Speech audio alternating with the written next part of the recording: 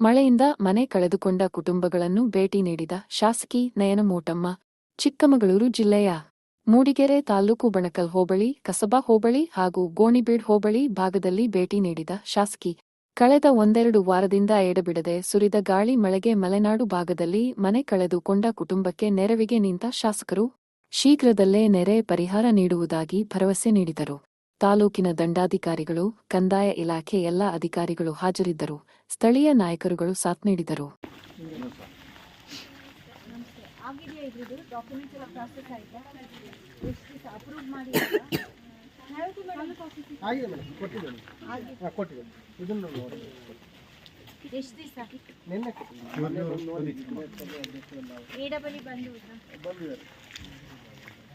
ಬರೀ 75 ಯಾಕೆ ಹಾಕಿದ್ದೀರಾ?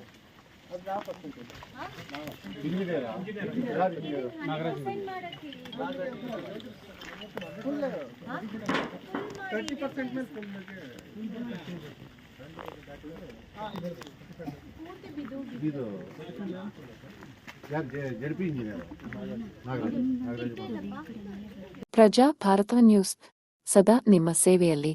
ಧನ್ಯವಾದಗಳು.